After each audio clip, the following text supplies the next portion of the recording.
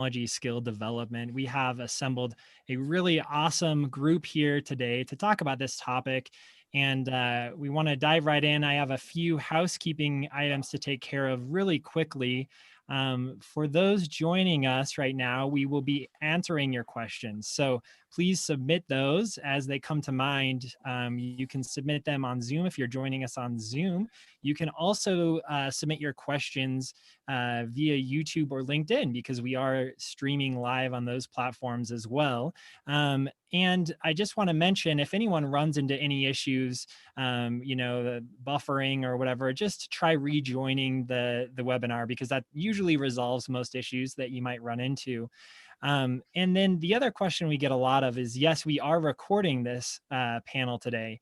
And so we will share an email with everyone that's joining us via Zoom. We'll share an email to a link to the recorded version in just a day or two.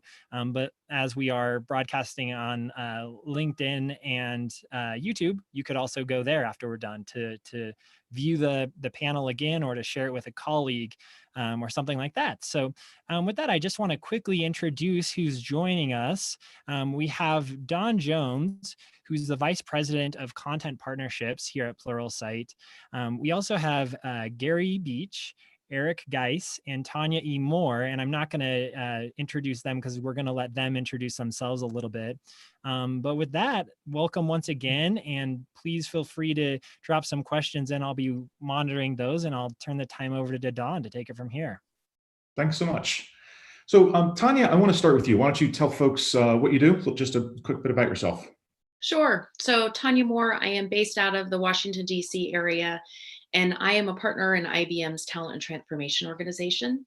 And so my kids often ask, what the heck does that mean? I basically help organizations with the talent or the workforce component of their business, and making sure that they're using their workforce to the greatest ability to meet their strategic objectives. So that's really kind of what I do. Now, what would you say? So we know we've got a technology skills gap in the world. We hear about it a lot. We're being told it's getting bigger, not smaller. Yeah. What are some of the drivers for that gap? Why does that gap exist, and why is it getting bigger? So I think there are a couple of things, and some of the things that we're finding in our research is not just a technology skill gap, but for many of these professions or these roles, to make their technology role work, they also need the soft skills, or if you think about kind of the critical thinking skills as well. But your point is taken in that the gap around skills, technology, and other skills is widening. And the biggest reason that we're seeing is just the pace at which the world changes. So the pace at which technology changes, the pace at which things you can't predict, like a pandemic. So there's a lot that happens in the world, and it just seems to go faster and faster. That's the biggest thing. I think the other thing that kind of along with speed is this concept of, because the world is going so fast, companies need to be able to do what they've done in the past, but they not only have to do it better, they have to do it faster. And so that's when you really start getting into anything that you need to do at pace, at speed, requires technology skills. So those are some of the biggest reasons. There are other ones, but that's really the biggest driver. Thanks. Eric, let's go to you next. Tell us a little bit about yourself. Yeah, hi. So Eric Geis, Vice President at Cerner Corporation in Kansas City, Missouri. Go Chiefs. I lead our clinical product development teams, so the software engineering teams that are advancing our products for doctors, nurses, various hospital clinic organizations. COVID-19 has definitely been very busy in multiple ways with our clients, as well as what we are trying to deliver at Cerner, and a lot of the things that Tanya mentioned. So I think, yeah, the industry is going to keep advancing. Healthcare, as we know it, especially the public health side, is going to have to advance really, really fast. So us and our clients and everybody's going to have to partner to try to make that happen, to deal with pandemics like this and other things that come up. And what would you say to a business leader who asks, look, why does this technology skills gap bother me? Because I'm sure there's a lot of folks who think, our business is fine, we've got everything in place, it's not really going to affect me, right? Yeah, no, I think you have to be it's kind of what Tanya said, the change of pace and the ability to go faster. And all industries and companies are a little bit different with that. But I think the really aggressive ones with a whole lot of demand are seeing this a lot and trying to figure out the best way to deal with it, because it can be a real competitive advantage. I think it can also kind of end your company if you don't have good plans and things in place. And it's very, very important to be able to retain and recruit talent. Gary, let's go with you next. Tell us a little bit about yourself. Thanks, Don. I'm Gary Beach. I'm publisher emeritus for CIO Magazine, where I was for 17 years. And currently I write a column for the Wall Street Journal's CIO Journal that focuses on skills and workforce development. So with your work as a journalist and an author, let's pull back a little bit, take a higher level. What are some of the things you're seeing companies do to address their skills gap and maybe failing at, maybe not succeeding in closing that gap?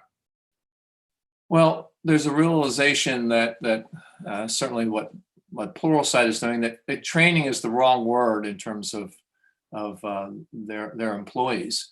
They have to upskill them, reskill them. Tanya was talking about the pace and also the skill set. IBM has interestingly years ago came up with this T approach to skills, where the horizontal aspect would be your cognitive, or is pejoratively called soft skills, and the vertical would be the tech skills. I think there's a realization over the last couple of years, because the skills gap is widening because that there's just, again, what Tanya was talking about, the pace of technology introduction has been so immense.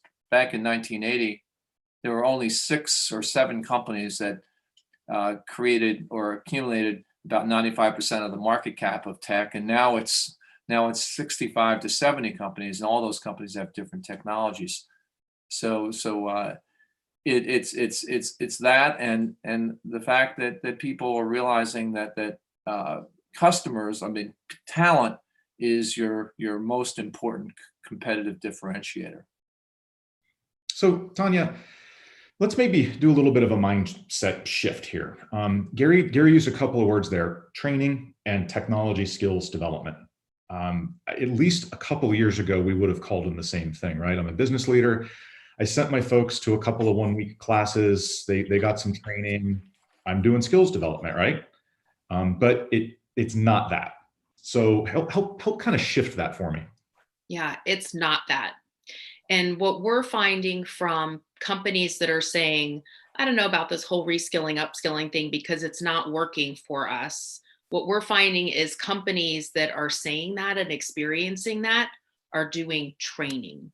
So they're doing it kind of what I would call the old school way of, we think these people over here have a gap. We're not even sure, but we kind of think they have a gap.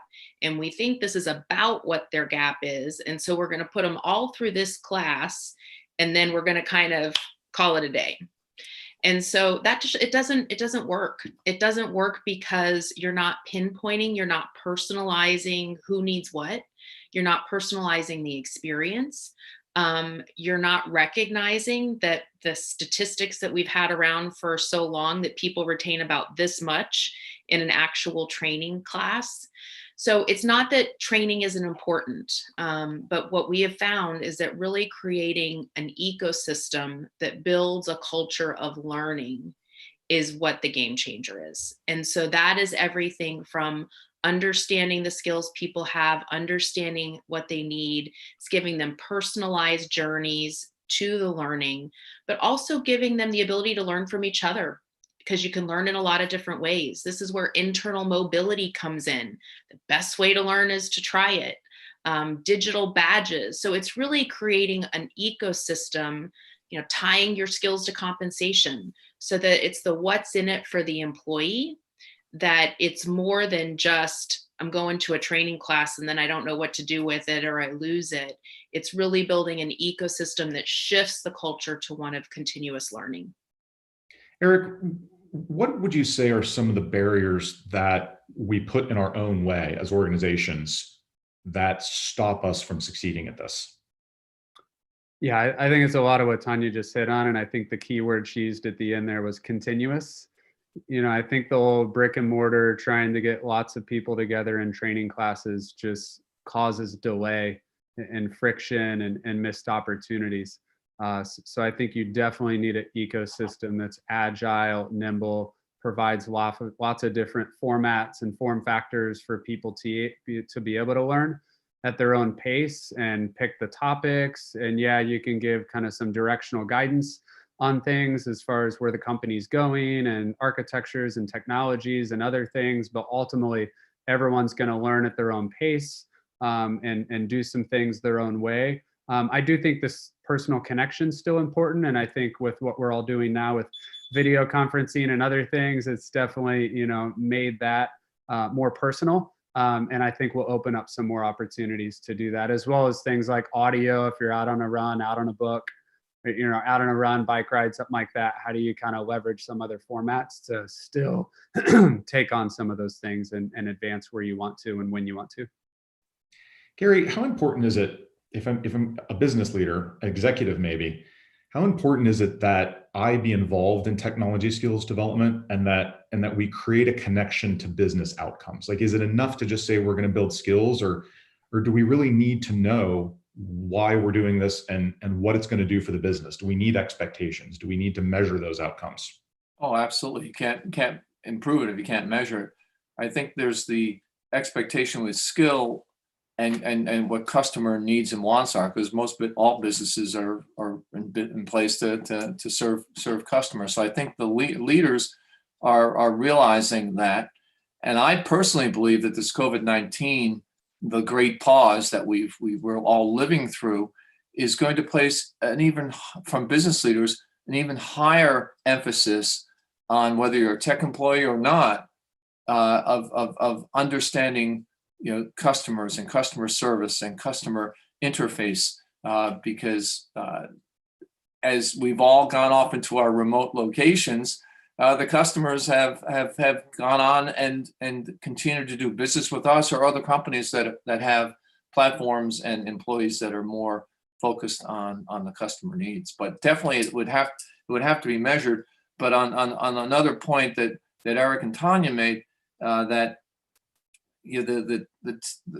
what leaders also have to do is they have to eschew their traditional ways of onboarding talent. Let's put an 800-word posting up on Indeed.com for an entry-level job with 5 years experience. That's just not working. And Tanya's former CEO, I thought she did a great job, Ginny Romedy, talking about this concept of new collar. And Eric was talking about digital badges, I believe.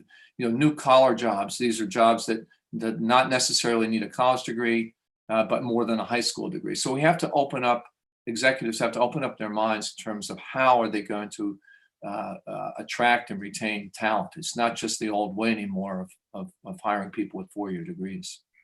So would you say it's important that, I think at least in the US, there's a strong sense of, if we need to achieve something and we don't have those skills, we'll just go hire them. Mm-hmm. Is this more about, I need to be able to build them myself? I can't just go hire them? Well, if you're asking me, Don, yeah, I'll just answer quickly, let the others chime in here. Harvey Nash put numbers on the comment you just made. It's Harvey Nash's executive recruiting firm, and they asked CIOs, 1,600 of them last year, where do you get your talent? And the top 3 things, like Richard Dawson doesn't do it anymore in Family Feud, but here are the top 3 answers: outsourcing services and contractors. Down the list, substantially down the list, are upskilling, employees. So a lot of work needs to be done. So Tanya, if I've got an organization, I've admitted that, okay, we need to be better at skills completely. Who in the organization ultimately owns the success of that effort? So it's a great question. And I will tell you one that we talked a lot about in IBM. So from our perspective, we very much believe that in order for companies to succeed, you have to recognize that skills are the new currency. And with that, it's aligning all of your, business processes, all of your programs around skills. And if you think about that, the HR organization is responsible for driving those strategies, but it's in deep, deep partnership with the business. And so what we have found here is that with the way organizations need to transform around skills, there is a very new, very important role that HR needs to play that they haven't had to play in the past. This isn't about just setting up programs or, making something better. This is about HR being a driver of change in partnership with the business. So it's very much a partnership. Nothing that one organization can do on or without the other side of the organization. But that's really where we're seeing it's when HR drives it with a very modern strategic mindset. And so who would, and I'll ask both you and Eric this, who are some of the other stakeholders? Like who needs to buy into this? Who really has to be connected? So from our perspective, if you think about we use design thinking a lot. So in order to make a certain experience happen, the first thing we want to do is not just kind of go out there and define what needs to be done and create a project plan around them, because that's the way we all used to do things. It's what's the experience that we want for our employees, for our customers, for our business leaders. And from there, it's figuring out what are the processes, what are the data, what's the technology underneath that you need to have in place to realize that experience. So when you think about it that way, there's really nobody in the organization doesn't have some role or is accountable. So from a CIO perspective, it's how do we have the technology, the infrastructure to support that? We talked a little bit about HR. Finance plays a very different role, as opposed to always saying, no, you can't spend that money or you can only spend it on this. You have to partner with finance to invest in skills.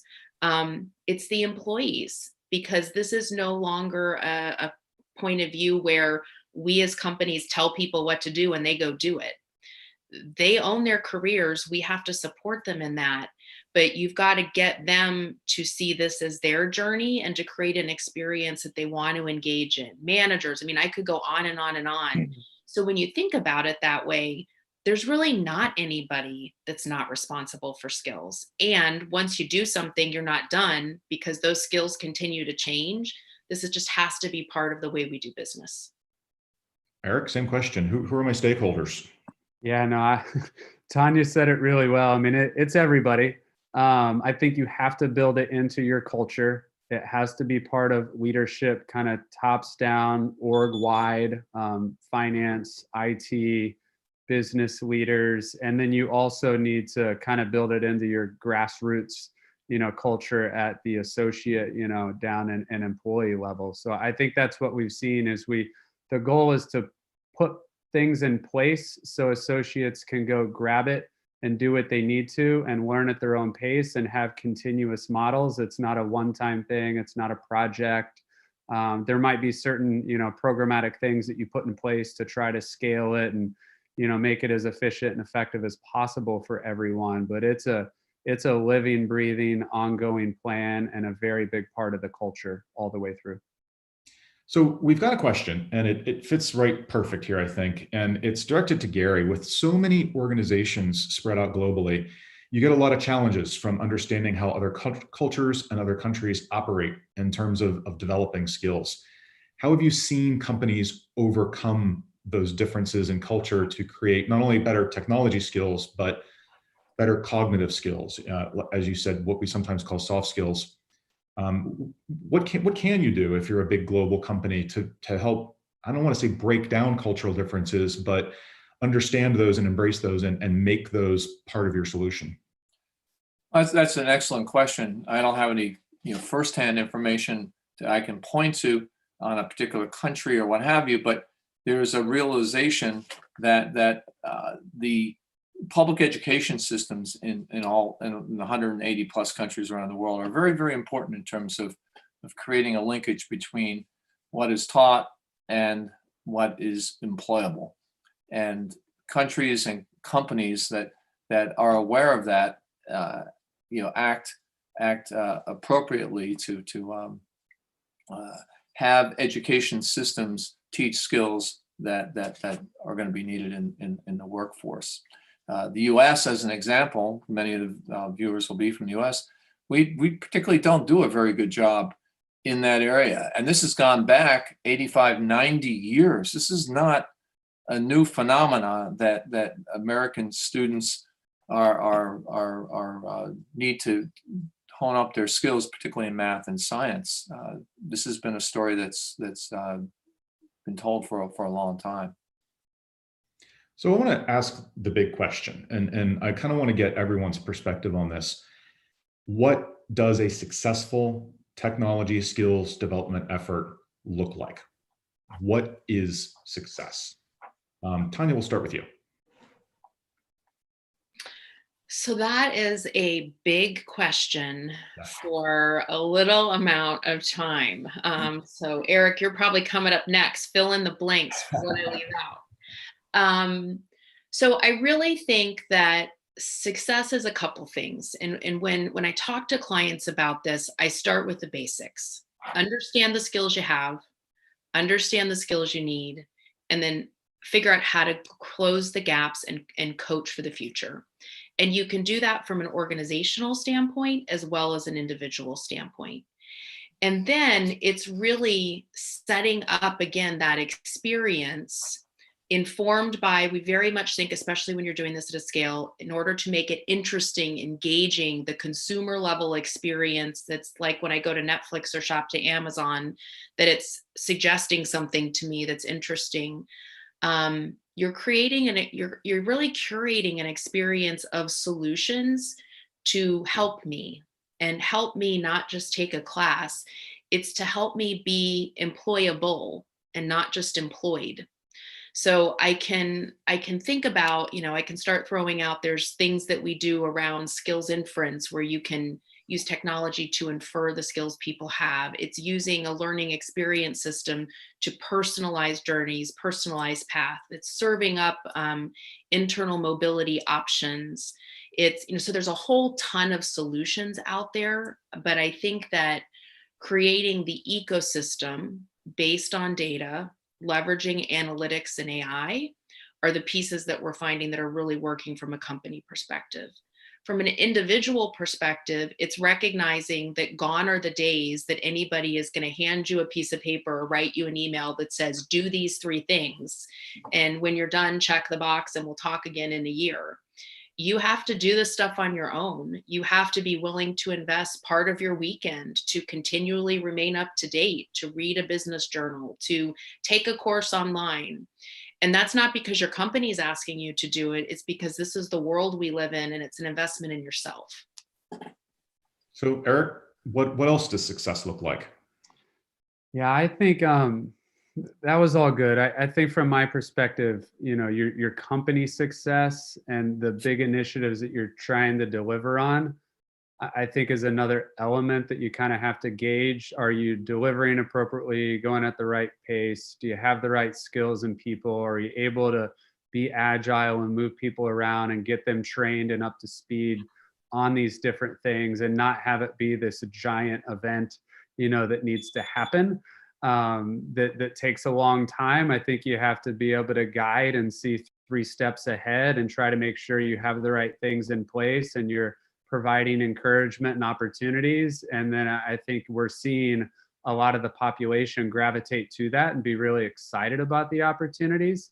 So I think that's another thing, is how do you make it something that people are going to strive for, to Tanya's point, and be able to go the extra mile and really do some of those things. And I don't think that's really been a problem, as long as you have some of the right tools and technologies and things in place, and kind of the right coaching, mentorship, guidance to just make sure people know. And I think once they keep going and doing it, it's just then part of their DNA, and it keeps going, and the world keeps going faster and faster, just like all of our businesses. So it's every year I'm like, can we really get more done than last year? Because we're all running 1,000 miles an hour. And yep, you figure out how to go faster and figure out how to keep doing more. So Gary, what does success look like for technology skills development? Well, it's interesting, Don, listening to Eric and Tanya.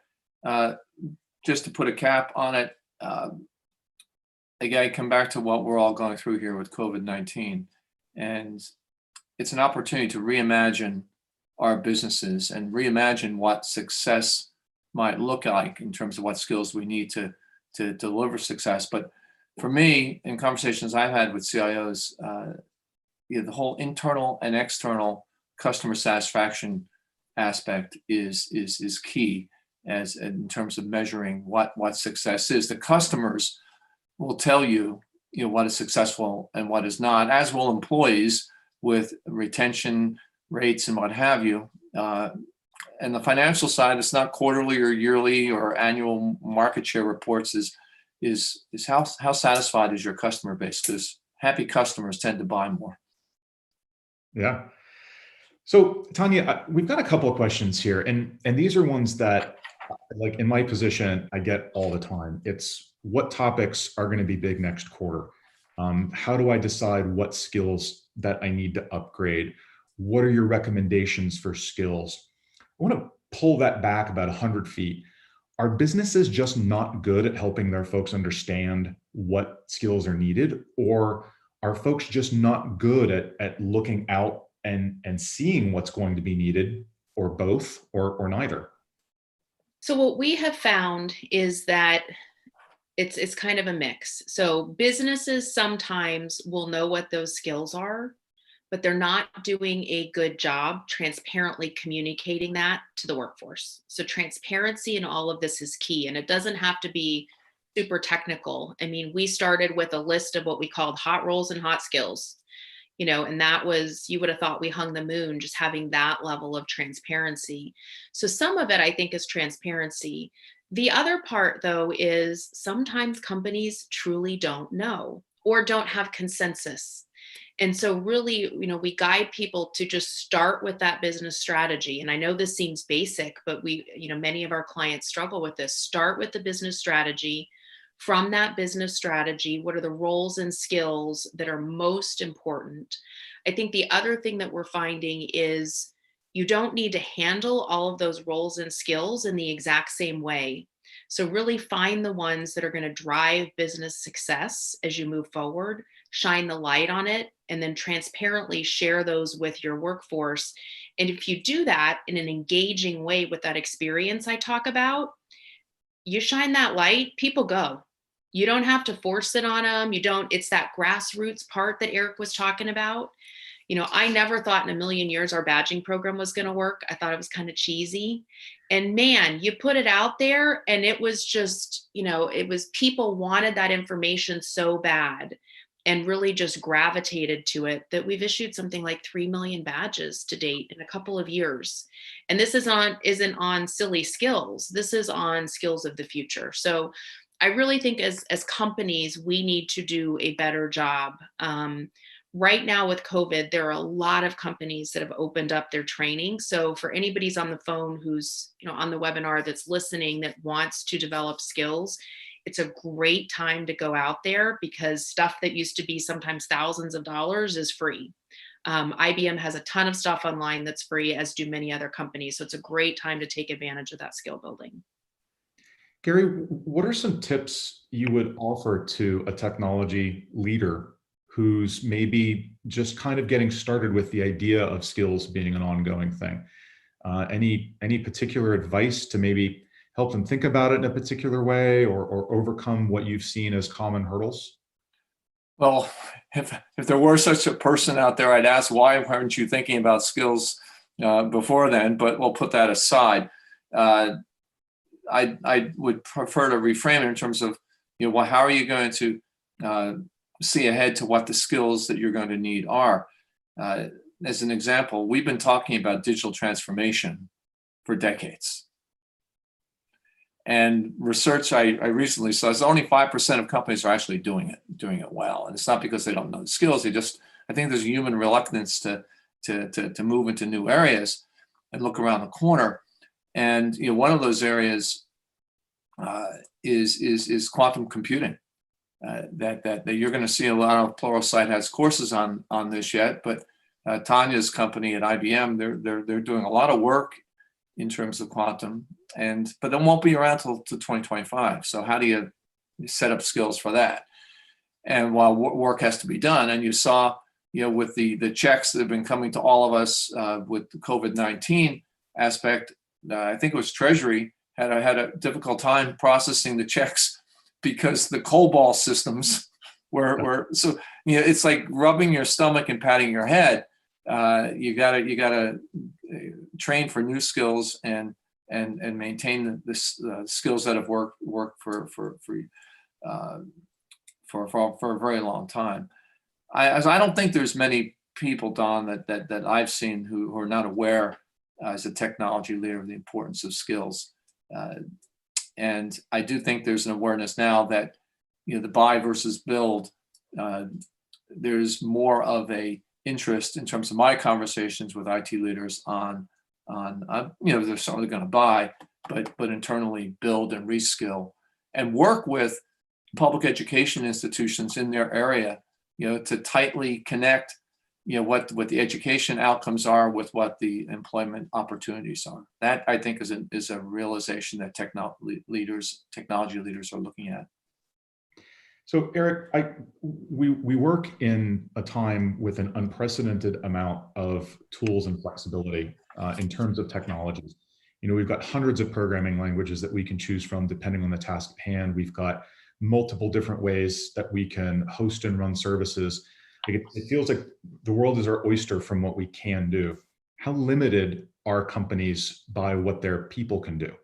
Like, is skills causing companies to put off or make bad technology decisions just because they're concerned about their team's ability to bring it in?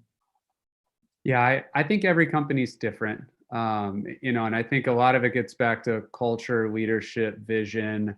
Can you give people direction of where you're going? Can you serve up and provide them the tools and processes they need to stay current and agile in what you're trying to do?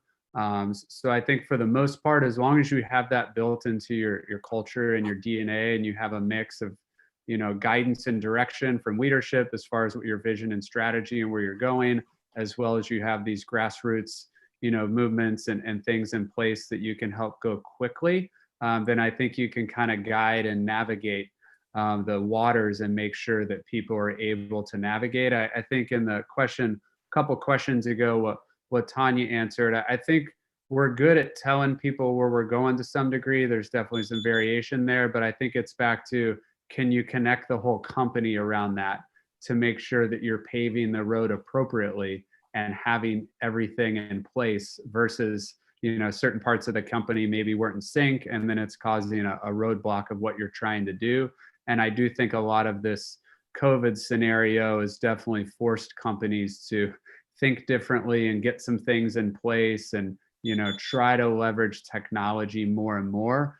So I think it's really exciting because I think the rest of the world and all companies and all industries will now be forced to do this. And I think we'll see a lot of innovation and a lot of things go faster and faster. Tanya, one of the things you brought up a little bit ago was partnering with finance. We're in a time now where a lot of companies are trying to protect their cash flow. It seems like training, and I'll use that word specifically, is one of the first things that gets chopped off. It's an easy thing to let go, and especially if your company hasn't found a way to show its value to the bottom line and the outcomes. Is there a budget formula, or more broadly, how should companies be thinking about the money that it takes to build skills? Like, yay skills, but it costs. Right. So I think one of the things that companies kind of have to get their head around is their people are really investments. They're not just the money you pay out the door for their salaries. And if you start to think about it that way, there's a couple things. It's not like a new pot of money just shows up. There's no end of the rainbow where a new pot of money shows up. But at the same time, what we find with companies is that many of them still haven't cleaned up what learning they do have. They haven't digitized it, automated it. They're still holding too many in-person sessions. The platforms, the business platform that they're running it on might be old. They might have 10 of them. So I think there's the technology portion of it. At IBM, we got rid of our very old LMS system, our learning management system, and now use something that is half of the price of what we were paying. And, you know, the engagement and the results and what courses are being taken is through the roof. So if you engage in some of these more modern technical ways of doing things, you can actually save money. So it's understanding the ROI there. The other thing that we're finding is that looking at it from a portfolio perspective, there are parts of your business that have probably been doing things the exact same way for years and years. If you have a 100-step process, 30 of those steps might not even be needed. And oh, by the way, you could automate a ton of it. So by looking at automation and using that as a cost saving to fund other initiatives, that's another way companies are looking at things. So again, looking at it as a big picture, and that's a cultural change, right? So it's not just, hey, learning organization, you go figure it out. It's as an organization, where are we spending the money? What results are we getting? And how do we collectively want to shift that? And Eric, same question, maybe different direction. When you identify a skill need and you set out to address that, how do you come up with the money? Yeah, it's a good question because it does get into the partnership with finance and kind of understanding what the annual, quarterly, kind of ad hoc processes need to be around these types of things. So the more you can kind of forecast what you're trying to accomplish as a business and what you're going to need to do it, it just directionally, you know, and kind of manage expectations along the way, then I think it helps. So I think engaging them early and often in the process is what I recommend. Because why that might be scary to some, I think it's better for them to kind of see what you're trying to do and kind of see how it's going to play out and try to work that into some of the future guidance and planning from an expense standpoint as much as possible. And then, you know, Tanya mentioned ROI. I think some of these things are a little bit easier to measure than others. But I think that's still a room for opportunity probably of how should you quantify some of this stuff. And it won't be perfect, but there does need to be some kind of return for some types of things. And then other things, I think you just have to declare that your people are important. You need certain things in place. That's part of your talent, you know, retention and recruiting strategy. And that's just kind of the cost of doing business in today's world. But then you're going to have some other things that kind of ebb and flow that you try to manage and plan for as best as possible. And, you know, it comes back to the business leader having accountability for their budget and making some of these things a priority too. So Gary, we're talking about a lot of cultural stuff, like, and these are big changes for a lot of organizations. And whether we like it or not, culture almost always starts in the C-suite. It's our top leaders that teach us what our company's culture is. Do companies need to think about making skills development part of their vision, their mission statement? Like, is it that important? Does it start there? Oh, it starts and stops there. That's the whole game. And Tanya and Eric were talking about this a moment ago. For me, Don, the starkest reminder of that was a study that was done by the Society for Information Management last November, just a couple of months ago. They interviewed about 4,000 CIOs, and one of the questions they asked was, here's 30 different issues. Pick those that are top 5 and most worrisome to you. In the C-suite, these are CIOs answering. The CIO said skills development was the 17th most worrisome issue. Wow. For CIOs, it was the 3rd. So unless that gets aligned, you know, as Tanya was saying, yay skills, it's not going anywhere. And one of the other conversations that I've had over the years with CIOs about skill development is that there still is, not with all, but with many, a reluctance to upskill, reskill, because once a company does that, there's still this feeling that they'll leave and go someplace else, and that's unfortunate. So I want to piggyback off of that because we actually experienced that internally, Gary, as part of our IBM transformation about 5 years ago. Mm-hmm. And with our digital badge program, what we had to convince our senior leaders of was we were going to put together this badge program with the hottest badges and the hottest skills in the market, and then we were going to encourage our teams to post that socially. And we really had to talk through the fact that no, that wasn't nuts. We weren't just putting people out there to be poached. We were investing in them. And what we were able to show, and that was a big dialogue, but what we were able to show is that in this world, you can't build your walls higher and think that people are going to stay. You have to make it a place that people want to stay. Mm-hmm. And what the data was ultimately able to prove is that engagement went up, voluntary attrition went down. Our technical sellers, they doubled their results. But that is a very real concern, is that we're going to invest all this money and what if they leave? And I think the data is starting to prove otherwise, that the number one reason people are staying now, provided certain needs or other needs are met, is the fact that they feel invested in. And Tanya, if I could ask you this question, this is for the audience, certainly not meant to be condescending, but you've mentioned it several times, and I think it's so important that if you would take a moment to explain it, the whole digital badge concept and what it is and how it works.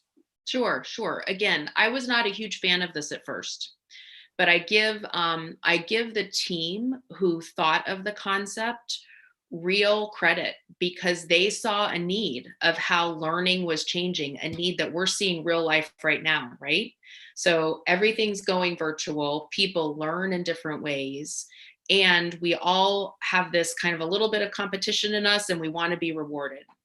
So digital badge programs are very, company can create one themselves. There are badges that are out there. You can go get a badge from another company. It's free. And there are different levels of badges. Some of them are just for knowledge of a certain topic. Some of them, if you've actually demonstrated successful use. We go so far as to have certified roles that align with external standards. And so it's a way to really signal to your workforce the skills that matter and allow them to go gain those skills and get recognition for it. That's great. Thank you. What else have you seen work in terms of kind of meeting that need, like engaging folks and filling our desire to collect and achieve and compete, to move the skills needle a little bit? Was that to Eric? Sorry, I missed that. Yeah. Okay. No, this is just making sure. No, I agree. It's definitely one of those cultural things that I think you have to really make sure leadership is on board and kind of understands what you're trying to do, because it's a different way of thinking. But ultimately, you have to break down those barriers. You absolutely need to do it. And I think it's kind of placing a bet and taking a chance. But I think a lot of companies that have done that have really seen a lot of really, really good results. So digital badges, is kind of one way. Stickers on their laptops, now maybe that's not as much if people aren't going to be walking around in person, as much as they used to. But, people go to conferences and do talks, and then also get different things. So I think it's just the sharing of the community and the sharing of the knowledge and the continuous learning, and just anything that you can do to create some visibility and connection, across peers and individuals to be able to do that. I think it's really fun. It's kind of like having a workout partner or team sport, or, there's different analogies that I think kind of fit into this too. It's just the continuous learning version of that. We could all walk around with little like Boy Scout, Girl Scout badges sewed into our shirts and dresses, and everybody would. I want to go around and just give everyone a chance to kind of offer one last thought on the broad subject of technology skills development. And Tanya, we'll start with you. I think the biggest thing here is, from an individual perspective and an organizational perspective, we can't hide from this. If you are not currently actively thinking about how you have a personal skill plan, and as a company, understanding the skills you have, understanding the skills you need, and what you're going to do to create a learning culture, you're already behind the game. So invest in yourself, invest in your people, because your personal results and your business results really are going to depend on it. Tanya, thanks so much for joining us today. Really appreciate it. And Eric, we'll go to you next. Yeah, no, I would agree. It has to be a focus. You have to make sure that there's buy-in at different levels of the organization. It needs active, ongoing conversation. It needs to be on people's placemats and initiatives, and it needs to be well connected. And then I think communication with your population is really, really important. And then somebody said it earlier, but I think just the connection to the community and the schools and everybody around the community, I think is another connection. So we can make sure that people are starting this culture early on, and then it just naturally kind of comes into the workforce that way. Because I think that's a big part of it, is today we still see a lot of having to ingrain some of this into people as they come into the company. And we want to build that bridge and make that easier as that transition happens from, college or another company into your workplace. Eric, thanks so much for your perspectives. Really appreciate it. And Gary, we'll give you the last word. Oh, thank you, Don. Just three brief things. One, the realization that talentism is the new capitalism. Second, this is a lifelong journey in terms of skills development. And third, individuals are going to be primarily responsible for that skills development, not just businesses or schools, what have you. Those are the three takeaways I see as we move forward. That's great. Thanks so much. And thanks to everybody who joined us live. Thank you for your questions. Thank you for joining us for the conversation. Have a wonderful rest of your day.